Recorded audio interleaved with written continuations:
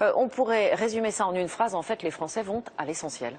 Oui, c'était déjà le cas en 2012, eh bien ça s'accentue en 2013. Regardez les principaux postes que les ménages entendent diminuer. Eh bien d'abord, les loisirs, le cinéma, les sorties. 65,9% des ménages entendent réduire les dépenses là-dessus, c'est-à-dire 2 familles sur 3. Ensuite, il y a l'habillement, les vêtements, les chaussures, 64,6%.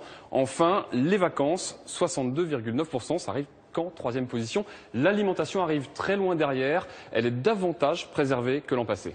Valérie, on imagine que les contraintes ne sont pas les mêmes en fonction du revenu des ménages. Non, selon qu'un ménage gagne moins de 1 500 € par mois ou plus de 3 000, ce sont les 2 chiffres que 60 millions de consommateurs ont choisi, eh bien les contraintes et le ressenti ne sont pas les mêmes.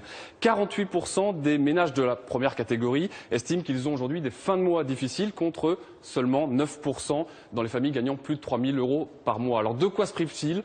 Eh bien 65% des familles, dans le premier cas, se dépassent de dépenses courantes du quotidien contre 34% dans le deuxième cas. Et ce qui est plus marquant, c'est la santé, car les Français se serrent la ceinture là-dessus aussi. C'est le cas de 33% des familles gagnant moins de 1 500 € par mois contre 10% tout de même des foyers gagnant plus de 3 000 €. Merci.